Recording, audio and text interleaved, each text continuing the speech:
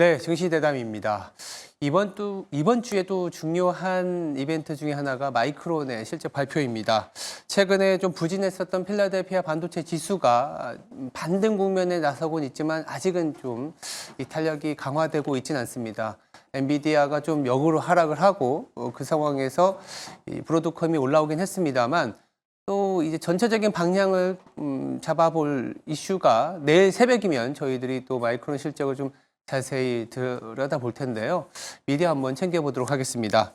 그림은요, 마이크론이 그동안에 분기별로 실적을 발표했을 때의 주당 예상 EPS 그리고 실제치 더불어서 당일의 주가 흐름을 보실 수 있습니다. 전반적으로 22년에는 적자를 보이다가 23년 후반 그리고 올해 들어서는 완연하게 EPS가 상승하는 모습이 나타나고 있습니다. 그에 따라서 회색 선으로 표시된 차트를 보시면 당일의 주가 흐름이 마이너스였다가 주가가 조금 회복하는 모습을 보여주고 있는데 내일 새벽에 발표될 마이크론 주가에 대한 방향성은 아직은 모르겠습니다만 글로벌 IB들은 당장 레거시 제품의 가격 둔화로 인해서 1분기 실적은 좀 별로일 것이다. 다만 앞으로의 방향성 그리고 HBM에서의 성장으로 투자 의견은 매수를 유지하고 있는 상황이긴 합니다. 그래서 증시 대담에서는요, 마이크론을 비롯한 전체적인 반도체에 대한 실적 전망, 더불어서 국내 반도체 전략 어떻게 가져가야 될지 자세히 챙겨보도록 하겠습니다. 네, 증시 대담 지금 바로 시작하겠습니다.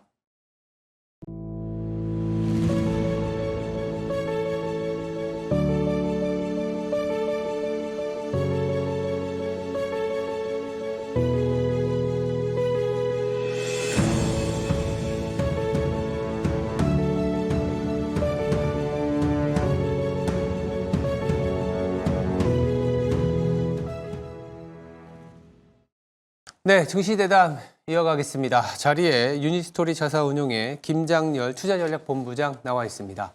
안녕하세요. 네, 안녕하십니까? 일단은 올해 뭐 상반기 그리고 한 3분기까지는 M7이었다가 뭐 4분기는 그냥 테슬라 하나 올라가고 있는데 특히 이제 엔비디아가 선도했었는데 조금 주춤되고는 있습니다. 네. 그럼에도 M7이 아니면 M7 내에 어떤 그 선택을 가져가야 된다는 의견들이 많은데 내년에도 M7 투자 비중은 어떻게 갖고 가야 될까요? 글쎄요. 일단 테슬라에 대한 목표 주가는 뭐 거의 400불, 500불 정도 나온 상태고 그건 단기적인 관점이라 보고 장기적인 관점에 따라서 테슬라하고 넌 테슬라 나눌 것 같은데 네. 정확히는 테슬라하고 여전히 그 AI 이렇게 나눌 것 같고요.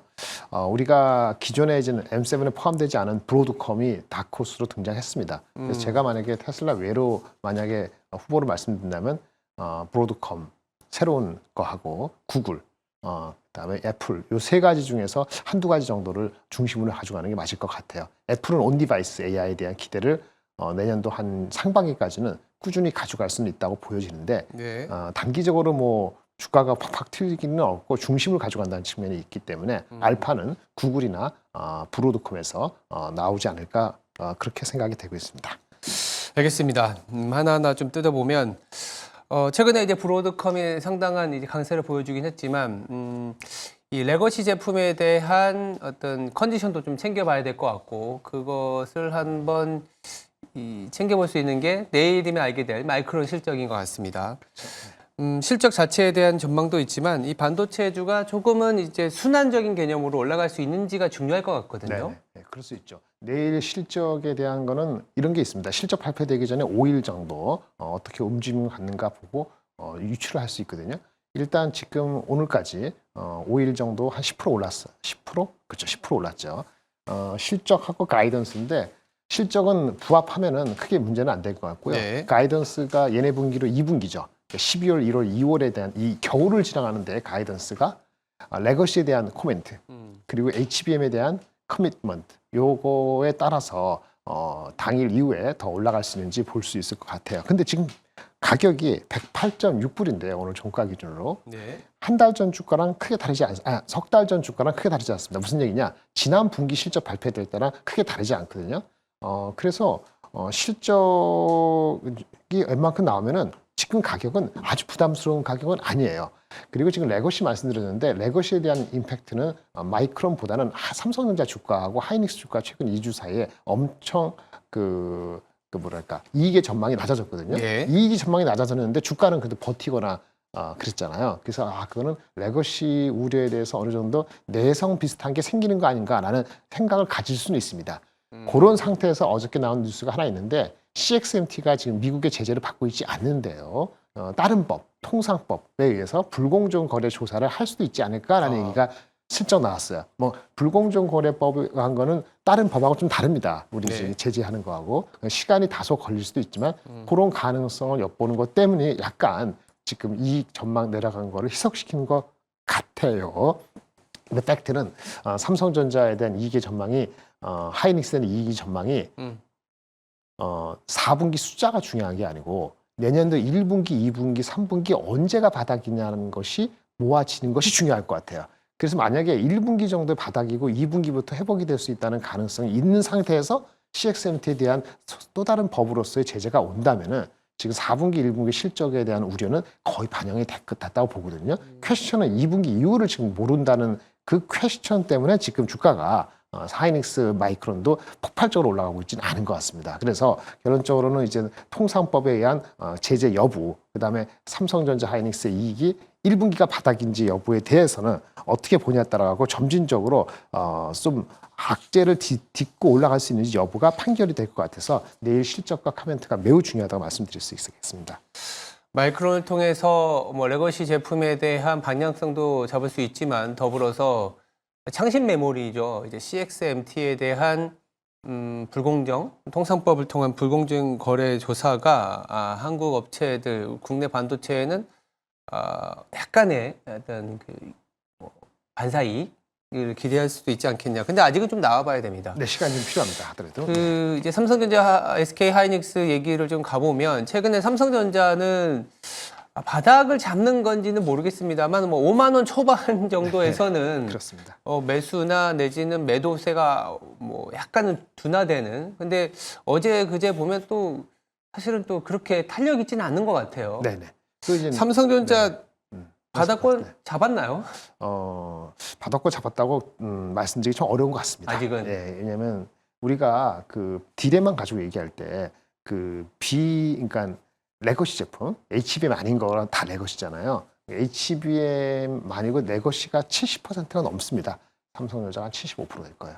하이닉스도 한 60%좀 넘게가 레거시예요. 그래서 레거시 가격이 안정이 안 된 상태에서는 이번 분기 나올 실적, 다음 분기 실적까지는 전망이 좋을 수 없어요. 그것이 이제 2주 동안 반영돼서 삼성 하이닉스 같은 경우는 4분기에 7조 초중반, 삼성전자는 8조 초중반으로 지금 어저께 내려갔더라고요. 애널리스트 예측이.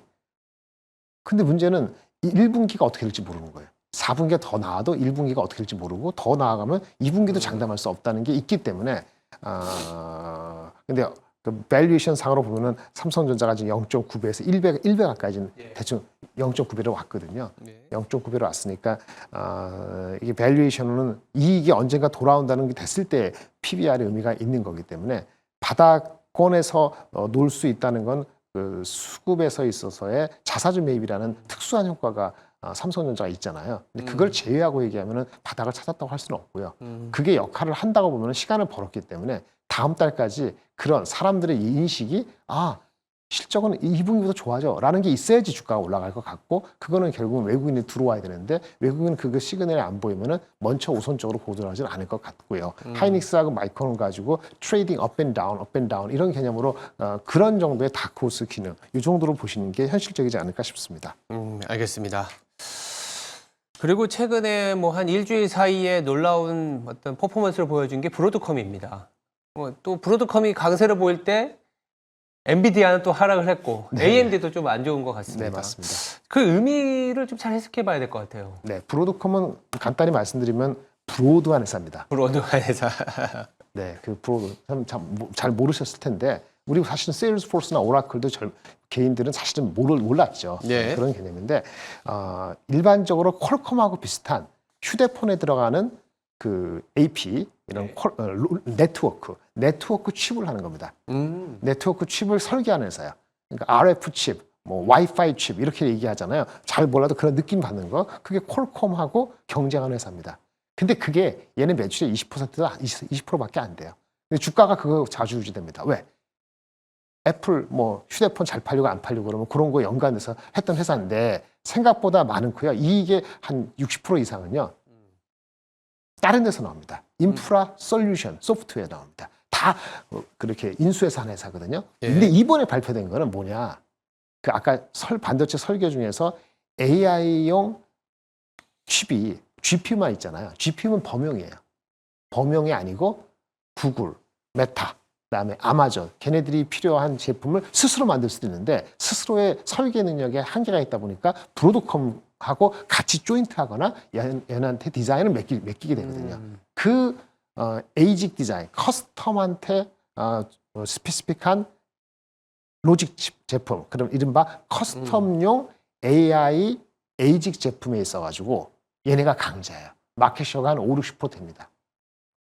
그거 엔비디아하고 경쟁하기도 하지만은 얘네들이 많이 독보적이긴 해요. 마벨이라는 회사도 있고. 근데 이 시장이 얘네 전체 매출이 연간 한 5, 600억인데 그 분야가 한 20몇 프로 되거든요. 120억 불.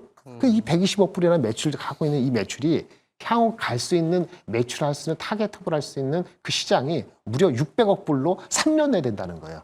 그러니까 핵심 분야가 매출이 한 5배, 6배 커지면서 지금 매출 500억에 더블 정도 되는 마켓이 단순히 잠재력이 있는 게 아니고 내가 액세스할 수 있고 실제 현실적으로 접근할 수 있다고 얘기를 했어요. 그 규모가 600억 불에서 900억 불입니다. 얘네 매출이 작년 매출이 500억 불인데 새로운 매출할 수 있는 게 600에서 900억 불 정도를 뭐라고 규정했냐면은 템이라고 규정하지 않고 중요한데 템이 아니고요. 여러분 많이 아시는 토탈 어베이러블 마켓 전체 잠재적인 게 아니고 SAM, Serviceable Accessible Market. 실제 내 프로덕트와 맞기 때문에 상당 부분을 내가 실질적으로 액세스하고 타겟할 수 있다. 템보다는 내로하지만 더 의미가 있는 그 얘기로서 셈이라는 얘기를 한 거예요. 지금 매출 500억, 새로운 거 그 셈이 600억에서 900억 불. 그러니까 주가가 20몇 프로 오르고 어저께 10몇 프로 오르고 오늘도 3% 빠졌습니다만 그런 거니까 엄청난 자신감을 한 거고 그걸 구체적으로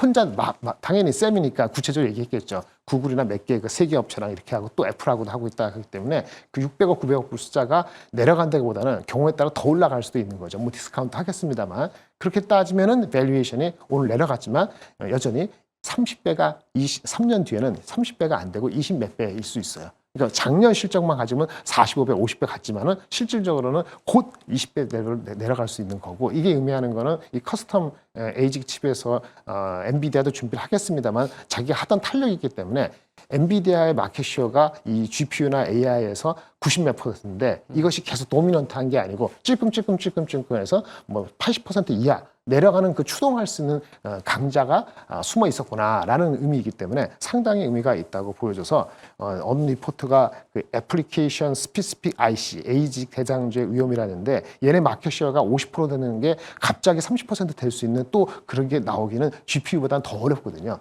그런 측면에서는 상당히 의미 있는 그 발언이었다라고 해석을 할 수 있겠습니다. AI 칩이라든지 이런 AI 가속기와 관련된 엔비디아의 파워풀한 점유율이 그동안에 이제 엔비디아의 뭐랄까 높은 밸류에이션에 근거였는데 브로드컴이 나오면서 한마디로 이제 고객 맞춤형 칩을 만들어 주는 거지 않습니까? 네, 그 관련돼 가지고 실제 새롭게 액세스하고 있는 곳이 하이닉스한테 액세스 관련해서 장기적으로 액세스를 하고 있다. 다 같이 우리 해보자. 왜냐면 얘네들이 GPU를 그렇게 해서 어떡하지 안 썼기 때문에 네. 앞으로는 새로운 걸 해내야 되는 거니까 그런 장기적인 얘기를 하기 위해서 접촉하고 있다는 업계 얘기가 나오는 거 봤을 때는 하이닉스한테는 분명히 긍정적이고 마이크론한테도 긍정적이죠. 사실은 잠재적 삼성한테도 나쁘지 않은 건데 디벨롭먼트가 없으니까 그거 반영하는 건 좀 어렵고 이렇게 되고 있다고 말씀드리겠습니다. 네, 알겠습니다.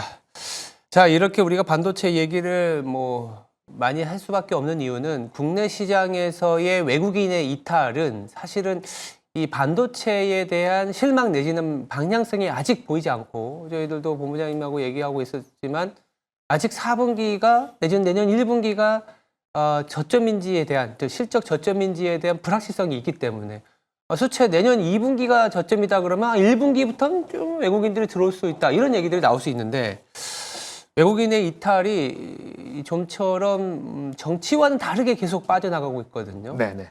외국인의 마음을 좀 어떻게 하면 돌릴 수 있을까요? 그 삼성뿐만 아니고 대한민국 장에 대한 이슈인 것 같아요. 우리가 12월 3일 계엄령 한 그날 밤, 그러니까 12월 3일 종가 기준으로 우리가 2,500 갔다가 가는 사다가 지금 이틀 사이 내려왔잖아요. 근데 너무나 당연한 거예요. 왜냐하면 12월 3일 우리 그 이거 이슈였기 전에도 환율이 1,417이었어요. 맞아요.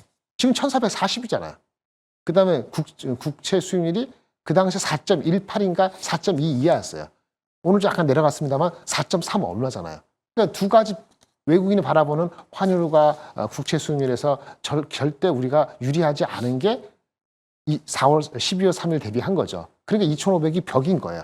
물론 그거를 뛰어넘을 수 있는 건 어닝에 지금 비저비일 텐데 그게 지금 단기적으로 보이지가 않다 보니까 당연히 2,500에서 스트럭을 하는 건 당연하고요. 그럼 외국인이 돌아올 수 있는 거는 우리는 이제 외부에 영향을 미치는데 국내 정치가 더 확실하게 로드맵이 가는 것도 중요한데 그거 말고는 뭐 중국 같은 경우가 경기 부양책을 어저께 지표가 안 좋아서 거꾸로 또 재정 정책을 더 강화한다는 이게 있지만 하도 이제 양치기 소년이 돼서 거기도 경기 부양책에 대한 긍정 요인이 뭐 트럼프의 정책 리스크 어저께 2차 전지 그런 거였죠. 트럼프의 정책 리스크하고 반대로 중국의 경기 부양에 대한 기대치가 어디가 상쇄되느냐가 중요할 것 같아요. 어쨌든 2,500을 넘은 순간부터는 국내 기관만의 힘으로 저가 매수는 일단락입니다. 2,500 넘으면은 아주 싸다고 얘기할 수만은 없고요. 2,550 근처 가면은 PBR 0.9배이기 때문에 어닝의 비저빌리티가 좀 더 확인되기 전까지는 아마 굉장히 터프할 겁니다. 2,500에서 2,550 갈 때는. 그러면 그 수급은 외국인이 껴야 되는데 외국은 환율과 국채 수익률이 안정화되는 게 확인이 돼야 되기 때문에 환율이야 유로하고 저기 엔화가 있으니까 위엔화가 있으니까 좀 시간이 든다 하더라도 그 국채 수익률이라도 조금 하향되는 것이 필요한데 내일 FOMC에서 매파적인 그 금리 인하가 아니고 조금은 적절한 경제 성장률을 높이지 않고 이런 식으로 해서 금리 인하는 꾸준하게 된다는 이런 코멘트가 나오는 것이 우리한테는 단기적으로 더 중요한 그 어떤 계기가 될 수 있다고 보여집니다. 네, 알겠습니다. FOMC도 봐야 되고 마이크론 실적도 봐야 되고 상당히 챙겨야 될 이벤트가 많습니다. 네, 지금까지 유니스토리 자산운용의 김장렬 본부장이었습니다. 말씀 감사합니다. 네, 감사합니다. 네, 미증시는 FOMC 경계가 좀 있었습니다. 3대 지수 모두 하락을 했는데요. 18일 올해 마지막 금리 결정을 앞두고 있습니다.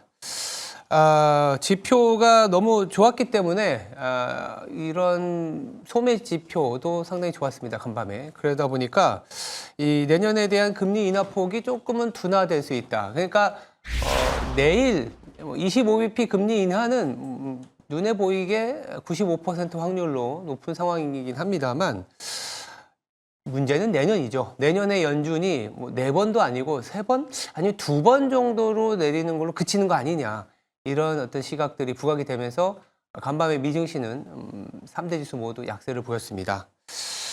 그렇지만 그 안에서도 조금씩은 시장이 어떤 다음 타자를 찾고 있는데 반도체가 또 그 하나의 길이 될 거다라는 얘기도 나오고 있습니다. 최근에 브로드컴이 상당한 강세를 보여준 점은 여전히 AI 칩에 대한 수요가 높고 엔비디아가 하락하는 것은 이 브로드컴이 보여준 특성화 칩에 대한 수요가 여전히 높기 때문이다라는 부분인데 사실 전체적으로 보면 AI 칩이 여전히 수요가 높다라는 측면이기 때문에 하반기 들어서 필라델피아 반도체 지수가 부진했습니다만 최근에는 반등이 나오고 있거든요. 그래서 FOMC 이후에 아마도 반도체가 또 힘을 내줄 거 아니냐 이런 얘기들이 나오고 있습니다. 그렇다면 이제 국내 반도체도 좀 힘을 받는 거 아니냐라는 얘기들이 나와줘야 되는데 아쉽게도 좀 두 가지 측면에서 첫 번째는 이 중국의 물량 공세가 너무나 큽니다. 메모리 업체죠. CXMT가 계속적인 물량 공세로 우리 레거시 부문의 메모리 가격 하락을 계속 유도하고 있기 때문에 이 부분이 내년 1분기 내지는 상반기 언제까지 나오느냐 이 부분을 봐야 되고요. 더불어서 대중 규제와 관련된 불확실성이 내년 초에 트럼프 취임식 이후에 나올 수 있기 때문에 이 두 가지 이벤트를 좀 지날 때까지는 국내 반도체에 대한 외국인의 비중이 계속은 좀 줄어들 수밖에 없는 리스크다 이렇게 보고 있습니다. 여전히 반도체가 좀 힘을 내기에는 좀 시간이 필요하다 이렇게 정리해 볼 수 있겠습니다. 네, 지금까지 앵커 브리핑이었습니다. 오늘 하루도 성투하시기 바랍니다. 감사합니다.